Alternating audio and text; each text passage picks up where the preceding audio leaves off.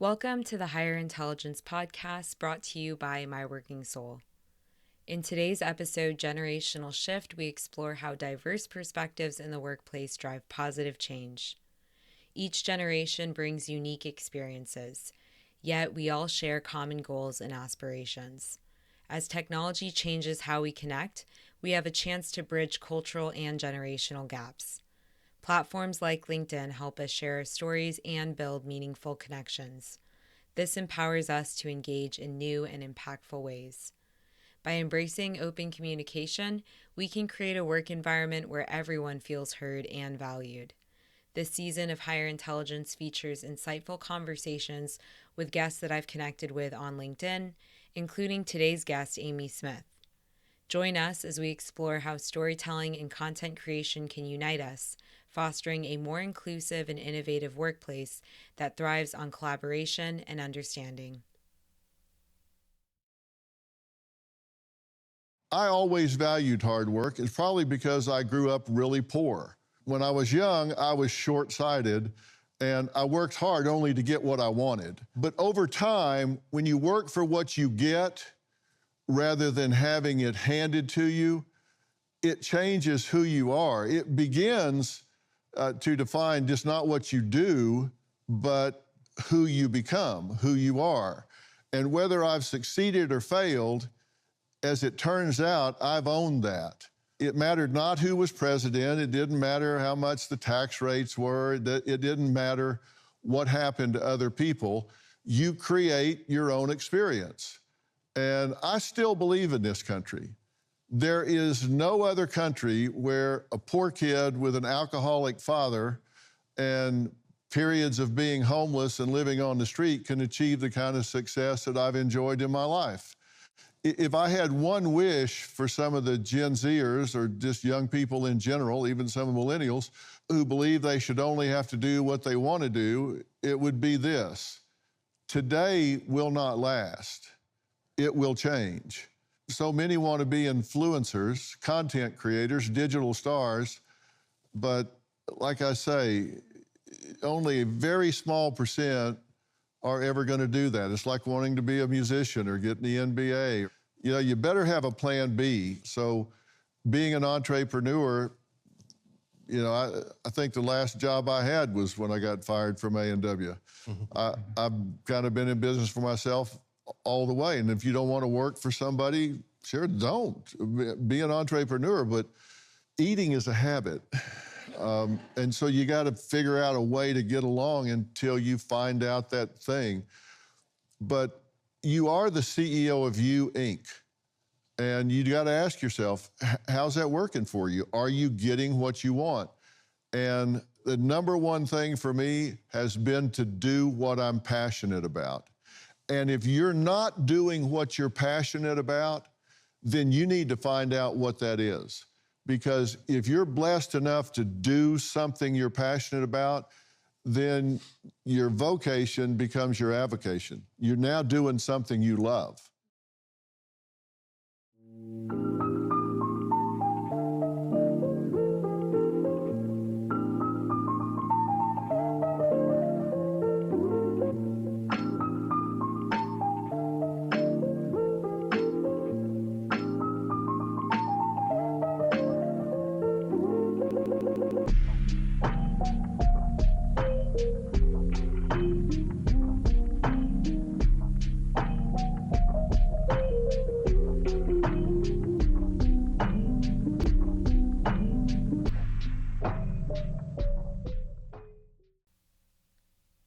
Today's guest is Amy Smith, the visionary founder of Align Tribe and creator of the In-Demand Coach program.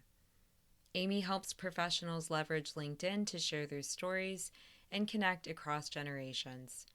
Her insights into personal branding attract top opportunities while fostering collaboration and understanding in our diverse workplace. Hello, welcome to the Higher Intelligence Podcast. I'm your host, Kareen, and today we are so excited to welcome Amy Smith, founder of Align Tribe, to the podcast. Amy, welcome. Hi, thanks for having me, Corinne. Thank you. And I'm so excited to dive into more about you and your professional journey. To start and just to educate our listeners, can you tell us more about Align Tribe and what you do for your clients?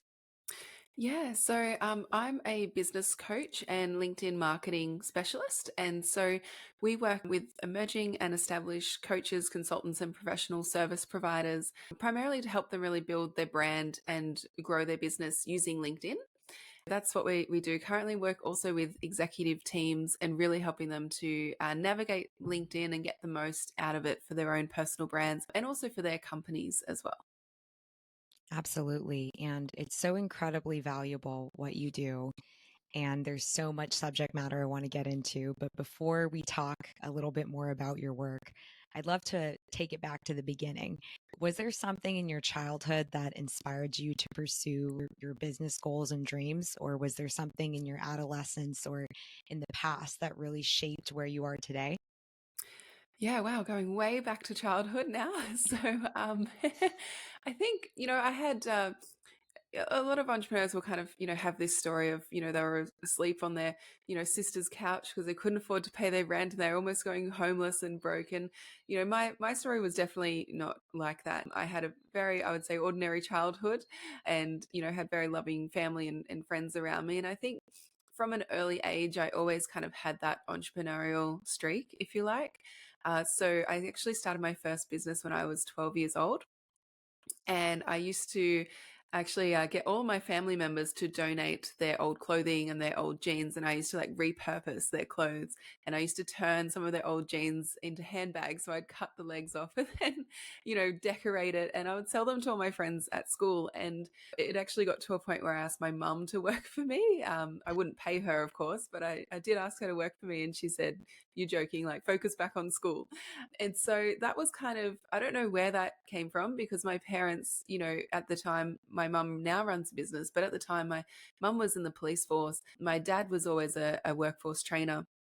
And so I never had anyone that was sort of in business that I grew up with in the family. And so that's sort of, very early stage. And then, when I went through my career, I did all of the things I was told to do was, finish high school and go to university and get a good corporate job. And I ended up following the HR path through university and then really kicked off my career in executive recruitment. And so I did all that for a while and, was working with some great people, some great organizations in that space. But I always kind of had, in the back of my mind, wanting to work for myself at some point. And so there was a period of time where I was working for an executive coaching and CEO mentoring company. And just through that, I got into the world of coaching. And then I was really passionate always about LinkedIn because I used it in my job every single day. I used to call myself a professional stalker, where I was headhunting CEOs on the platform every single day. And so I had a lot of people that, were asking me for career help and, HR help and those sorts of things. So that's sort of how the business started. And it's always funny when you start a business because it's never kind of what you picture. And what you end up doing is kind of never what you start with sometimes. And so what it evolved into was, a lot of people saw me launch my own career coaching brand at the time from my corporate job. And I used LinkedIn to do that. So I started to build my own personal brand, built up my connections to over 28,000 and was able to quit my corporate job within 12 weeks and was fully in my own business. And so then I had people in my network saying, "I've seen how you've done that for yourself. Can you now teach me how to do it?" And that's how the in demand program that I do now evolved and got started. So I hope that's a, a bit of a journey for you right from when I was 12. But there's some of the things that I think when I look back and connect the dots that, kind of got me to where I am now. Absolutely. And it's so inspirational to witness, I call them the touchstones of someone's journey that got them to where they are today. And there's so much there. I definitely want to talk to you all about LinkedIn. There's some aspects of HR that I'm really eager to hear your insights on as well. You pointed to something that I think is so relevant for our audience to hear today, which is about the entrepreneur's journey or the founder's journey, is another way of terming it. And you mentioned about how your business evolved to be where it is today. And I'd love to hear from you more directly. What are aspects of the founder's journey that are not glamorous and that people don't always talk about? And this could be true for you in your journey or for your clients. Is there something that comes to mind when I say it's hard to be a founder?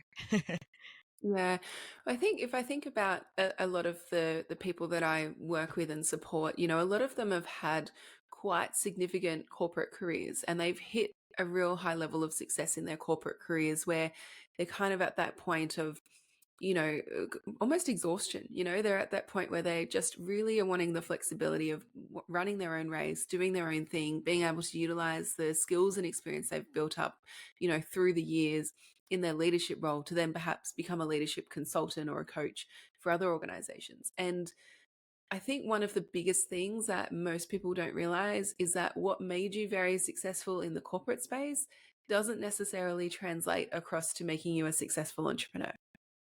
And so, a couple of examples of that is, in the corporate space, we have a significant amount of people around us all of the time, and we get to focus in on some of our strengths and our skill sets. And we don't necessarily have to delve into areas that we either don't like doing, or maybe aren't our favorite thing or our strength to do as well.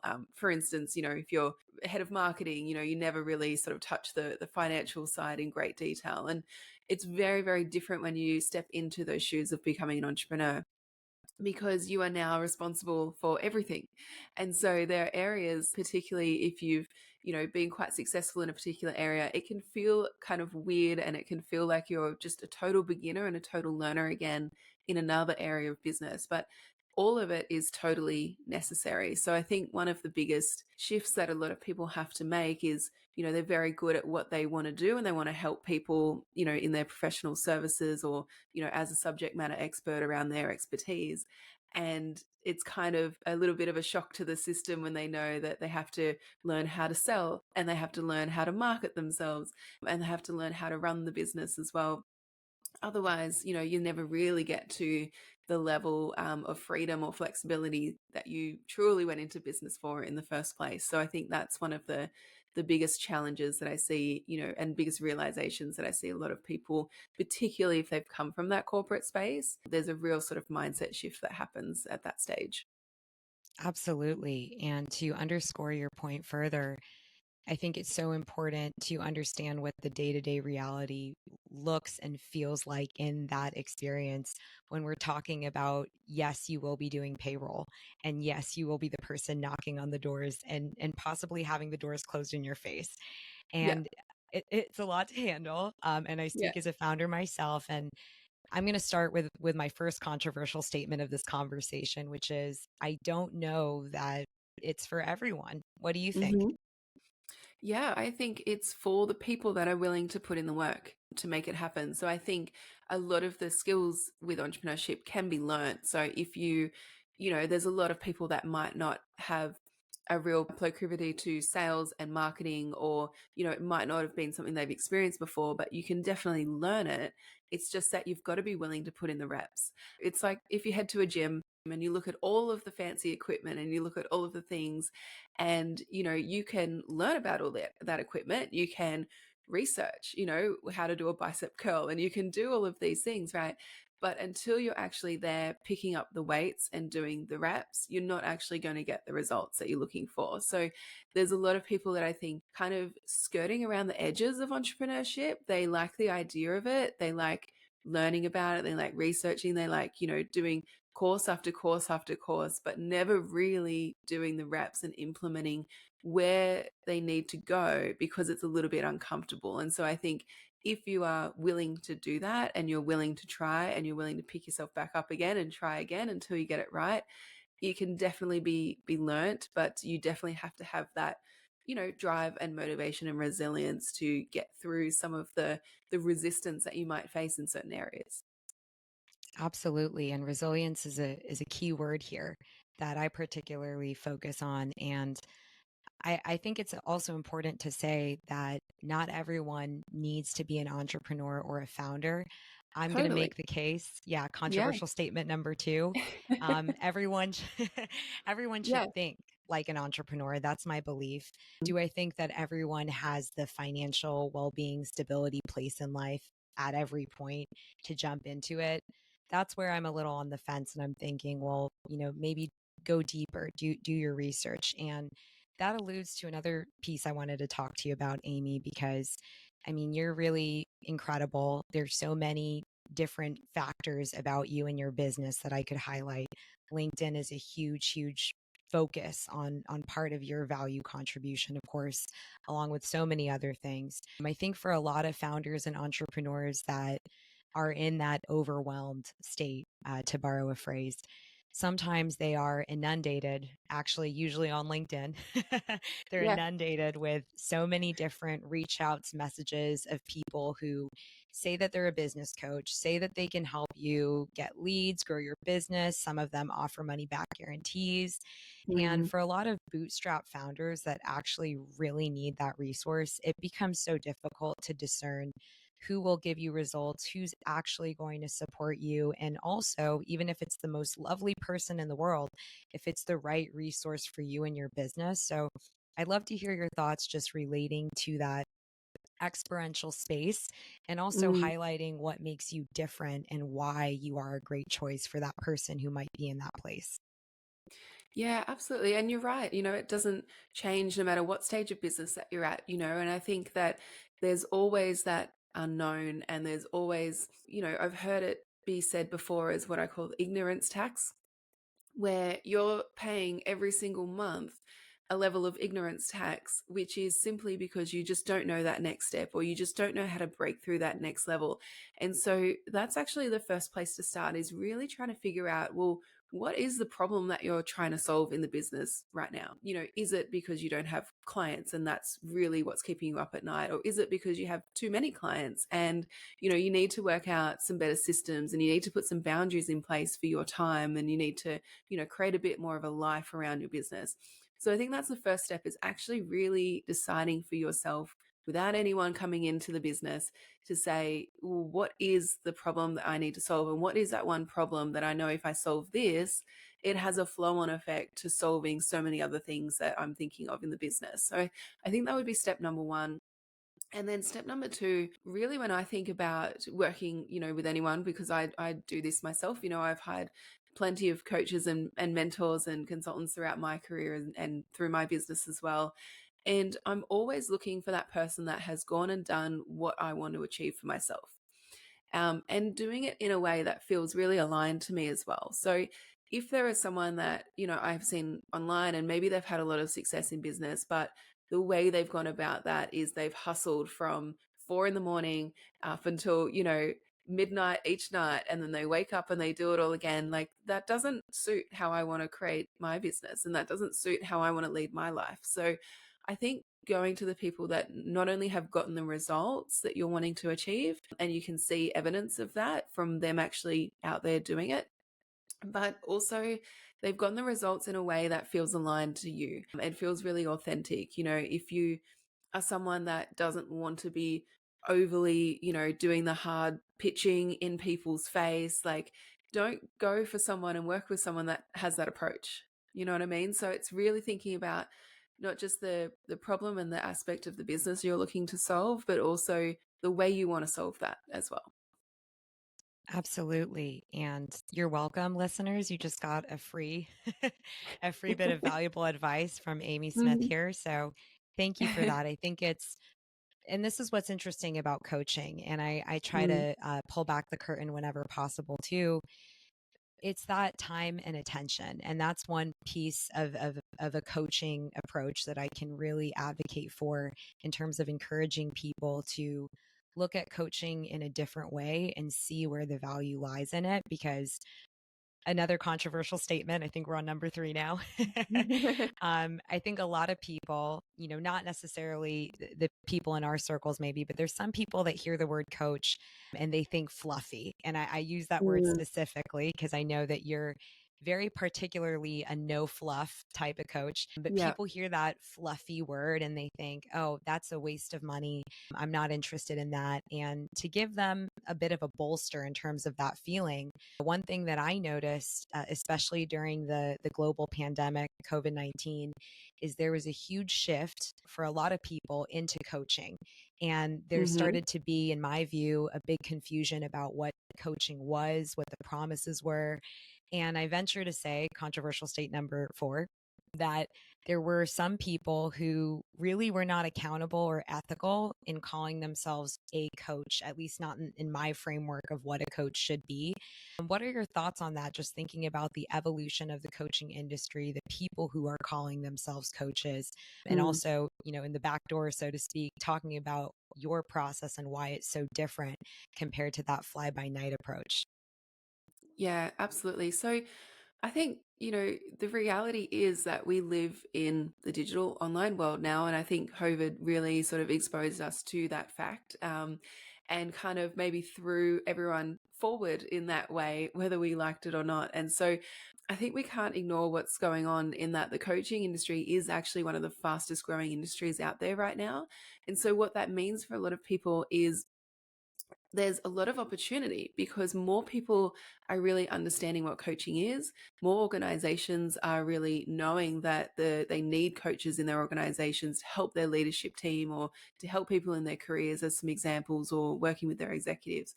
They're actually starting to really make sure that that is just mandatory. It's not like a nice to have anymore for a lot of organizations. So there's huge opportunity in that. There's also increased competition, which is what you alluded to as well. The harsh truth and the reality is that it actually doesn't really matter how experienced you are as a coach or whether you've got a list of qualifications and things behind your name. It's actually the ones who are winning are the ones that really know how to put themselves out there in the right way. They're the ones that know how to market themselves. They're the ones that know how to sell themselves in the right way as well.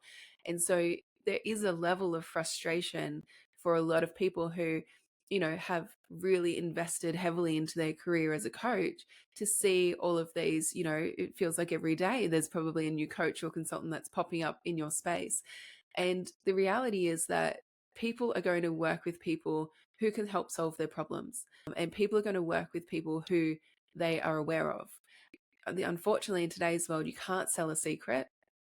And so for a lot of us, this is actually it should be sort of fuel to the fire, really, to make sure that you're the one that's being seen and you're the one that, even, I'm sure the clients and the people in your inner circle that have worked with you know how great you are. But the whole aspect of this digital world and the world that we're in now is you need to actually have that same feeling for people that come across you on LinkedIn for the first time or hear about you for the first time. Like they should have that same impression. And often I find there's a huge disconnect between people who are amazing at what they do. They deliver exceptional results for their clients. They've been coaching for years and years and years. And then when you see them online and you look at their digital presence, it's almost non-existent or it's really not up to scratch with the competition that's out there right now. And so I think we can sit back and we can gripe about it and we can say, oh, this isn't the way it should be, or get upset about it. Or we can just play the game that we need to play in order to make sure that we are, growing and sustaining our business in a way that really works for us. Absolutely. And I think that's a really empowering and positive outlook on the Mm. development that we're both noticing in this space. And I want to take a moment. I'm so tempted to go into LinkedIn because it's a Yeah. hotbed of conversation. But I'm going to toggle over to the HR side of your Mhm. expertise because one of the trends that I've noticed is that HR as an industry, as a profession, I think we're up to number 5 now on controversial statements, but this one has been said before. HR is broken, and HR is definitely evolving and changing. And within the niche of talent acquisition, recruitment specifically, I've watched a lot of people leave that profession entirely to move into the coaching space. And I definitely see the parallels. It makes sense to me. And I'm curious to know if you've also noticed that. And also, to your point, given the historic talent profile of HR, what the traditional HR role has demanded out of the people that occupy these positions. Do you see that as a straightforward pivot to a coaching route for HR? Or are there some other, I'll call them other issues or other considerations that we might all want to think about as we're witnessing HR continue to evolve and change? Yeah, I love that. So it's funny when you say that, and it's funny when I kind of think about it, because I notice that a lot of my clients have HR and recruitment backgrounds as well, who are out there in their own coaching and consulting businesses. And I think that was kind of a, a natural progression of the way I got started as well. And so it's interesting, right? Because there's, and I'm talking in completely general terms, I think it's always up to the individual, and everyone is different and everyone brings their own uniqueness to the table. But I think, in very general terms, people are typically drawn to HR roles because they have a passion for working with people and helping people. And I think that's one of the biggest links between, that passion, that drive to want to help people, as a coach or as a consultant, or to help organizations grow, to help their culture. So for instance, one of my clients, Winston, has similar background, and he's out there now working with teams, helping them, build the strategy around their teams and their leadership teams for the way forward in organizations as well. And so I think there's a really clear link from a lot of people who have that experience sort of in-house working in corporate companies to then doing that for other businesses out in their own business. I think, again, some things to be kind of aware of, and again, just very, very broad terms, is that, HR roles were very much brought into, the compliance, and we're quite risk averse. And a lot of the things that we have to do within our roles is assess risk and is really look at two sides of the coin, both from the board and the executives, and the company, and what serves the needs of the company, but also what serves the needs of the employees and the contractors and the freelancers and people that you work with as well. And so there's sometimes this tug of war that you can have between, being quite risk averse, and then also having to take a risk as an entrepreneur, or maybe venturing into a new market, or like you said earlier, putting yourself out there and asking for someone's business, or making offers to work with people, and having that fear of rejection there. So there is that sort of element, but that could be, universal across a lot of humans. It depends on whether you naturally would consider yourself a risk averse person or not.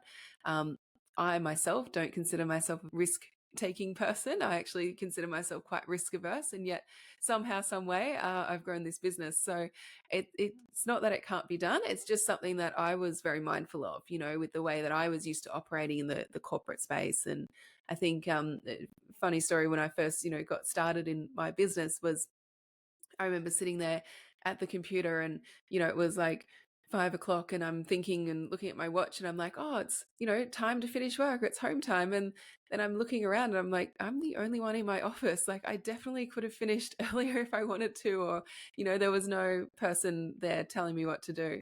And so I think that's a kind of, different shift, is that you're always kind of thinking of others and fitting in with others when you're in a HR role, and when you're in the entrepreneurship space, you really have to lead yourself, and you have to do that without others around you as well.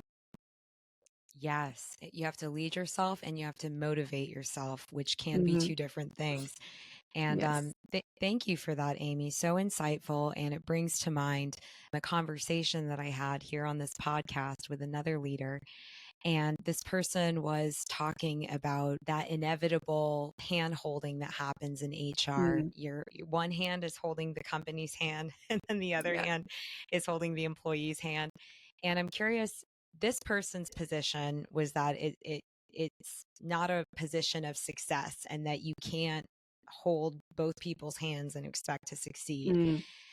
And I'm curious if you agree with that or disagree with that statement, opinion. Well, it's hard, right? It's like, do you have a favorite child or not? How do you answer that question? Exactly.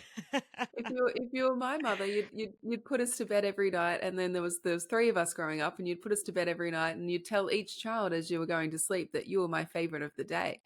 And so that was the trick that my mum used to play with us. But no, jokes aside, I think it can be quite difficult to have, competing priorities and competing interests. But I think that's the whole point of things. And I don't think that's any different than how we operate in different worlds where we've got different stakeholders that always have, something to gain or something to lose out of different situations. And I think even when you evolve your own business, having those strengths and having to know how to manage and navigate certain relationships and stakeholder management like that is actually really advantageous because, when you're in your own business, you'll have the different kind of pools in your business where you need to be focusing on business development and growing the business, and your attention needs to go to new people that you want to bring into your world. But then you'll also have your clients that you're supporting, and you want to make sure that they're happy, and you want to make sure that you're delivering, and then they're staying with you for a very long time. And so I think having those skills of trying to be in the middle and solving different challenges at the same time is something that's really advantageous when you head into business, because nothing kind of happens in a perfect order, or there's no sort of perfect way of running the business. Everything, in our in-demand coach tribe, we always aim for 80% perfection. And so it's kind of like, if it's 80% perfect, we get it out there, we get it done, right? And so I think that's a similar thing. You can only do your best, and you're never going to be able to please everyone around you. And so it's just around how you really manage those relationships, how you show up within those relationships as well, and the integrity that you have in how you're really going about your business and your day. Absolutely. And I personally call that bridge building. And I agree with you, Mm, Amy. I do think that it's something that is such a crucial skill to not just have, but also to continuously cultivate, especially in a global context like the one that we're in now, where we're undergoing so much revolution and change in the realm of work, but also mhm, elsewhere. And I think it's just so essential. And I'm thinking from the context of a US citizen currently in a very hyper polarized type of mood. So the mm. ability to draw people together whenever possible, I agree with you. I think that's a skill. And number two, I think your mother is infinitely wise, and I would like to take lessons from her. I think there's a lot to be learned in that approach. And Yep. it's interesting too because there's an aspect of HR that some people have commented on in terms of gender and Mhm, how gender and sexuality play into this, for lack of a better word, caretaker type of role that some HR spaces have evolved into. Do you have any thoughts in terms of the nature of gender in a HR role, whether that's, in 1960 or in present day 2023? yeah, I think it's no different to gender in many other different roles as well. We typically don't see a lot of, female bricklayers, for example, or, people doing, heavy labor work all day long. And so I think people tend to gravitate no matter what gender they are. They tend to gravitate towards their strengths and where they really like to play. And so for me, I always sort of bring it back to the people element. I think, whichever gender you are, if you are passionate about people, that tends to really be a draw card for HR. And that tends to be, where a lot of I hate the word soft skills because I don't think they're soft or easy at all. But I think, a lot of people that tend to have more of those soft skills, if you like, as we sort of traditionally know them, a strong communication, things of that nature, I think they're the things that really kind of draw people in to HR. And so that's kind of the way that I've always seen it, is that people that have a tendency towards, numbers and analytics. And I know for me, that was definitely not my forte. And then you've got people that have that natural proclivity as well. And then they will head into, typically engineering careers or accounting careers and all sorts of things as well. So I think it just depends on our strengths, the way that we're wired, and I think you can definitely be successful in the role no matter your gender. Absolutely. I agree with you there. And again, I'm so tempted to go off in a direction talking about the different responsibilities and tasks that have somehow ended up in HR, because it's interesting for a profession that is supposed to be about human beings. all of a sudden we become also a benefits analyst and a payroll administrator, depending on your organization and what your workflow is. So Yeah. tempted to go there, but I'm going to Mm. head in a different direction instead, because one of the highlights that I noticed in listening to some of your guest appearances on other podcasts and online resources, I hear this refrain from you in media about your focus on millennials and Gen Z. Can you tell Mhm. me a little bit more about that focus? And as an asterisk to that, I want to also ask you about a generation that I don't belong to, which is Gen X. And if you consider that in tandem when you're working with people that are millennials and in Gen Z. Yeah. Well, this was interesting, right? Because again, it was kind of a space that I fell into when I first started my business was, I was working with a lot of CEOs who were in the baby boomer generation predominantly. And I remember just being in these sort of boardroom conversations, and I would overhear some of the things that they were struggling with, with some of their talent. And, typically those talent would be like a millennial or a Gen Z, employee. And I find it really interesting that we have up to 5 different generations in the workforce right now. So that throws up a whole set of new challenges for people. And it's kind of, a period of time where we have that, where we haven't really had that before, which is really interesting. And I remember hearing all of these different conversations, and in my mind, being a millennial myself, a lot of the answers were quite obvious to me. And it was very surprising that a lot of the answers weren't as obvious to some of the baby boomer leaders that I was working with. And so they naturally decided to ask me, some questions around things. And I was just sort of sharing, my thoughts around how I like to operate. And I think, one of the things that millennials really value in the workplace is feedback and being able to have that flexible work life balance as well. And, we can talk all day long about different generations and why that is and the way that we grew up. But I think it all kind of, shapes us into how we operate in the workforce and what our values are and our beliefs. And so, I say all that to say that there's this recognition that needs to happen sometimes that there are little nuances. I think a lot of the time we kind of blanket everyone into the same bucket where there are different nuances to be aware of, in the workplace. And that millennials and Gen Zs have a lot of value to bring to the workplace too. I think a lot of people still treat them as just the young people in the office rather than looking at, the digital skills and the things that they have to really bring to the table. And so that's sort of one of the things that I was doing, predominantly as a speaker, was really sort of helping a lot of organizations to see some of those things. So yeah, that was a very interesting space to play in. Not so much there anymore, but definitely interesting. Wow. I mean, thank you. What a wealth of information. And I'm sure there's a treasure trove that lies just beyond those statements. It's such a intriguing topic. And for me, just to close the conversation a bit on this note, I'm a card carrying millennial. That's one of my favorite phrases. I'm a card carrying millennial that tends to think like a boomer. And the Hmm. reason for that is because I was raised off of limited TV channels. So there was only Telenueva, and I don't speak Spanish very well, or there was TV Land. So Yeah. my pop culture sensibilities were. Really arranged around 1950s television as well as the King Mm. James version of the Bible. So I'm a little outdated in some of my reference points there. And it's interesting because having this interesting selective identity of half boomer, half millennial, one Mm. of the things I think about, because they seem to be so diametrically opposed sometimes, is like, where is Gen X in this Yeah, conversation? that's right. I'm Even I always forgot to thinking, mention Gen X. That's they're the forgotten generation.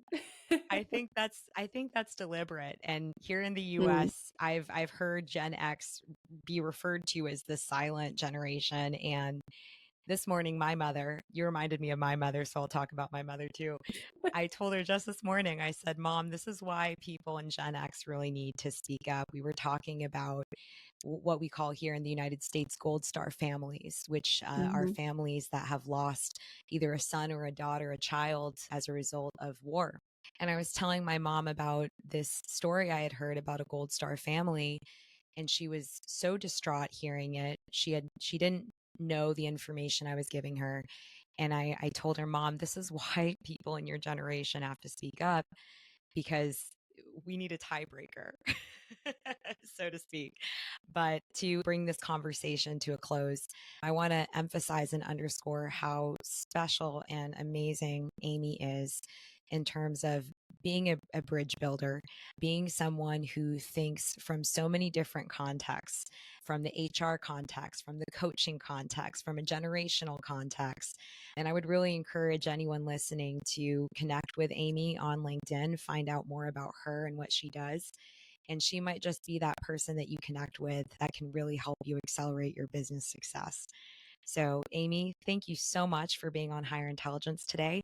And we hope to have you back again soon for another episode. You're so welcome. Thanks for a great conversation.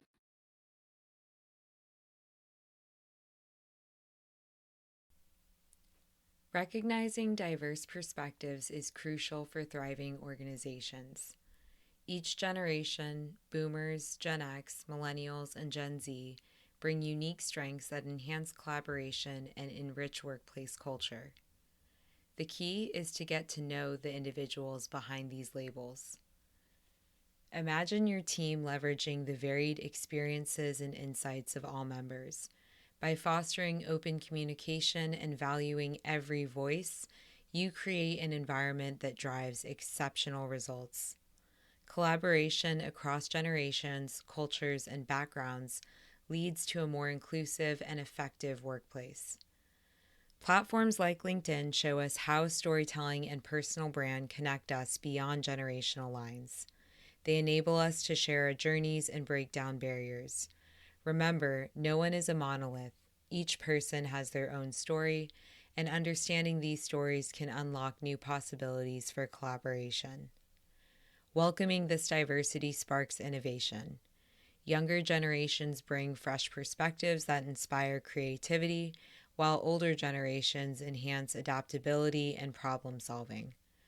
Addressing these differences is essential for effective leadership and building a thriving team. Thank you for joining us on Higher Intelligence. As we shift our thinking, let's remember that no one is a monolith. Take the time to get to know someone.